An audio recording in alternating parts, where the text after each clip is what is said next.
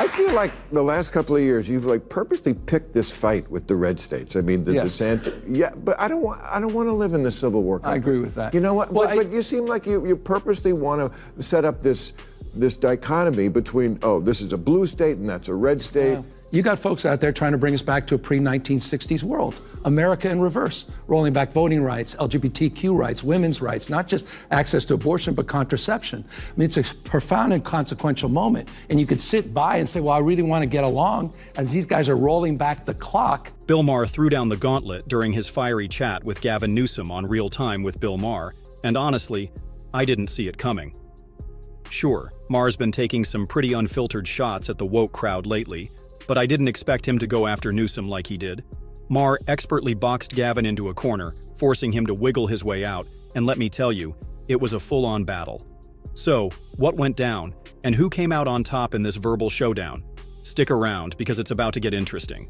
The governor gave this creepy speech where he was talking about speculators coming in and talking about what to do with the land of all these homes that have been burnt down. We're dealing with a myriad of issues. I was just talking to Josh Green, the governor down in Hawaii, who had some ideas around some land use concerns he has around speculators coming in, buying up properties. While it's still only 6% contained, and he did this little dance. All right, let me hit you with this clip where you can practically feel the audience's jaws drop as Bill Maher hits Newsom with those rapid-fire questions.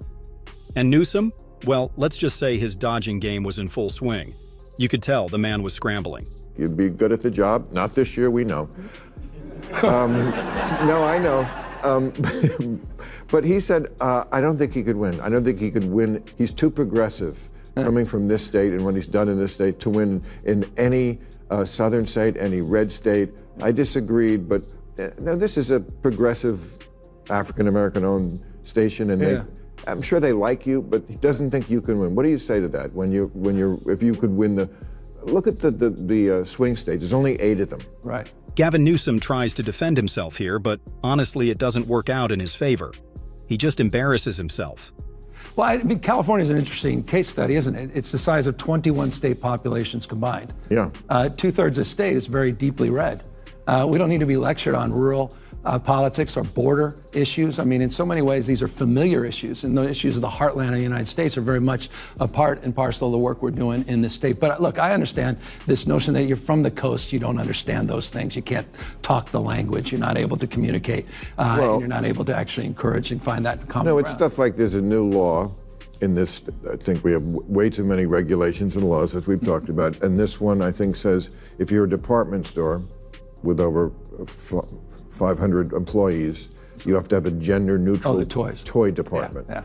Stuff like that. Yeah, I get it. So do you think that's silly? Do you think that's a silly thing that we too much government there? If you were paying close attention, you could hear the audience gasp when Maher hit Newsom with that question.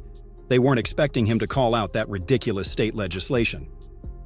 You could see the shock on Gavin's face and hear the slight stutter in his voice as he scrambled for a response. Maher had him cornered like a cat toying with a very anxious mouse. Only this mouse had a hair gel sponsorship and a quickly disappearing exit. But of course, like any seasoned politician, Gavin spotted that escape route and took it without hesitation. Let's dive into his response, and I'll give you my take afterward. That's an interesting one because the department stores came to us supporting that. And they were the ones making a case for that. They were making us. They're already moving in that direction. Wanted you to make a law about them? Well, but they supported the legislation. It wasn't legislation that was enacted, that was initiated from my office, but it was legislation that came up with interesting support from the industry itself. But I understand how that's exploited, and good people can disagree. But that's not something we woke up and said, this is a top priority for the state, when we know what the top priorities are: homelessness, housing, the issues of crime, quality of life, and issues related to regulation and taxes, which are all top of mind. But I get how those things are weaponized. The question was pretty straightforward. Doesn't Newsom think the government is overstepping by forcing toy stores with more than 500 employees to have a gender-neutral section? But instead of answering directly, because, well, that would be too simple, Gavin took us on a scenic detour, going on and on about how department stores are totally on board with this move. Sure, Gavin, but that still doesn't answer the question. Classic politician move. This is what happens when lefties try to defend their own policies. They sidestep the issue like they're playing a game of political twister, hoping no one catches the inconsistencies. But Maher wasn't letting him off the hook that easily. Watch how Bill starts by throwing a little flattery Gavin's way. All right, so one, I got you here because I live here and I'm not going anywhere. So I just want to make this a better state like everybody else. Amen.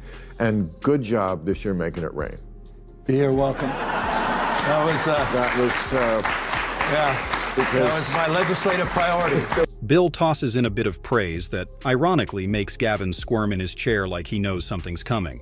And he's right. You could hear that uneasy chuckle from the audience, and trust me, they felt it too.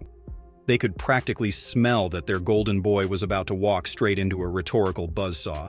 Newsom, the smooth-talking pro, was ready for his big mic drop moment, but Maher beat him to it.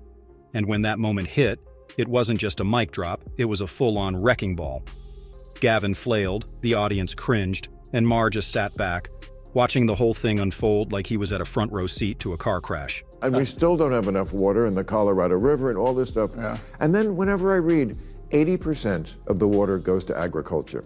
Almonds. Right. No one ever asked you about almonds? Oh, I'm going to ask you about almonds. We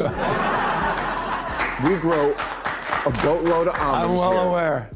You know how much water it takes? Many gallons. 1,900 gallons to grow a pound of almonds. Yeah. Come on, man. Take on big almond. Take on big almonds. I mean, it's not like we don't have the water. Another masterstroke from Maher. For years, California's been ringing the alarm about water shortages, with officials claiming the rivers just can't handle it. But, surprise, surprise, investigations revealed there was enough water to go around. The kicker? A jaw-dropping 80% of it was being drained by, wait for it, almonds. Yep, almonds. Fun fact, they soak up as much water as all indoor household use combined. And to rub salt in the wound, they only contribute a pathetic 2% to California's economy. So, Maher's question was pretty straightforward. What's Newsom actually doing about this water crisis? Now sit back and watch as Newsom dances around the question, like he's auditioning for Dancing with the Stars. In those extreme years with these atmospheric rivers, wets are getting a lot wetter, dry's drier, hot's getting a lot hotter. And so we've got to modernize our conveyance system. We've got to modernize our storage, not just above ground, but below ground. And so that's a big part of our focus and frame, including desalinization plants. We have 20 projects just on desal that we're working on today. So we put out a detailed water strategy that includes, by the way, getting that Delta Conveyance project back up and operational, and includes the first above ground off-stream storage facility in half a century in the state, which, by the way, is being aided by a regulatory package I pushed forward to reduce red tape in the state of California and address the permitting quagmires that you rightfully pointed out. Did you follow that word salad? Because I sure did. The question was straightforward. What's Newsom actually doing about the almond crisis? But, true to form, he pulled a typical politician move, sidestepping the real issue, aka the almond crisis. Instead, he went off on a tangent about his grand plans for rainwater storage and some vague water management ideas. Yada, yada, yada. The real problem isn't California running out of water. It's that a huge chunk of it's being used for almond farming, which adds a measly 2% to the state's economy. But instead of facing that inconvenient fact, Newsom avoided the question and clung to the same old narrative about improving water storage. And that, my friends, is a textbook example of woke politics. Don't actually fix the problem. Just throw out a bunch of buzzwords and hope no one notices the lack of substance. You can even see Bill Maher cracking up because he knows exactly what Newsom's up to, playing smart, or at least trying to. But give credit where it's due. Maher isn't letting him off the hook that easily. And that's why I've got respect for Maher. He's one of the few willing to call out the left's hypocrisy, even from within their own camp. His interview with Newsom proves one thing. The woke mob doesn't care about anyone but themselves. They'll push whatever narrative works for them, dodge accountability, and then pat themselves on the back for their progress. But the moment they're asked to explain their logic, it all falls apart like a gluten-free cookie at a Berkeley coffee shop. See, I'm telling you, you're good at this job. Okay. You're good at this job. Yep, Newsom's a pro at dodging tough questions, which is exactly why he carefully avoids platforms that might actually make him answer them. Can't have that, right? Bill Maher's sarcastic jab here says it all about how he really views Newsom. He probably sees him as just another polished charlatan, all style, no substance. Or maybe he thinks Newsom's the kind of guy who can talk for hours without ever saying anything. The type of politician who spins so much nonsense with such confidence he might even start believing it himself. Either way, Maher clearly isn't buying Newsom's act, and neither should we. But hey, if you think you've seen the worst of Newsom, just wait for what he's about to say next. I feel like the last couple of years you've purposely picked this fight with the red states. I mean, the DeSantis. Yeah, but I don't want to live in the Civil War country. I agree with that. You know what? Well, but you seem like you purposely want to set up this dichotomy between, oh, this is a blue state and that's a red state. Yeah. And I don't want to live in that country. I like Florida. I'm with you. And by the way, I like Florida as well. I like all these states. I completely agree. I don't want to have a state of mind that's a constant fight or flight. We've gone through so much. We've been polarized and traumatized. This has been a tough 5-6 years across the globe, not just in this country. That said, I'm not going to sit back and watch. You made the point just a moment ago in your monologue. You got folks out there trying to bring us back to a pre-1960s world. America in reverse, rolling back voting rights, LGBTQ rights, women's rights, not just access to abortion, but contraception. I mean, it's a profound and consequential moment. And you could sit by and say, well, I really want to get along, as these guys are rolling back the clock, or you can stand tall and assert yourself. And the reason I started to go into those red states, the reason I started to take on DeSantis, and the reason I started doing ads in these red states is I didn't feel my party was doing enough. It was CRT one year, and then it's ESG, and it's DEI, anything with 3 letters. These guys keep coming, and they're shape-shifting. And here we go again. Another woke sermon straight from the gospel of progressive nonsense. And the best part? Newsom somehow managed to sum up everything wrong with woke culture in just 1 minute. Impressive. He even went as far as calling those who resist this ideology shapeshifters and accusing them of dragging America back to the 1960s. Because, of course, in the minds of the woke mob, questioning their agenda means you must be a time-traveling bigot. These are the same people who are dead set on placing biological men in women's sports, forcing them into the same bathrooms, and gaslighting anyone who dares to raise an eyebrow. And if that wasn't enough, they're aggressively pushing policies that prioritize race over merit in schools and workplaces, as if qualifications and skills are somehow outdated concepts now. And don't even get me started on their most radical crusade, pushing kids into gender transitions. They're telling children who can't even decide what to eat for lunch that they're mature enough to make irreversible medical decisions about their bodies. Parents who object, labeled as intolerant or worse, dangerous. This isn't about progress, folks. It's about control.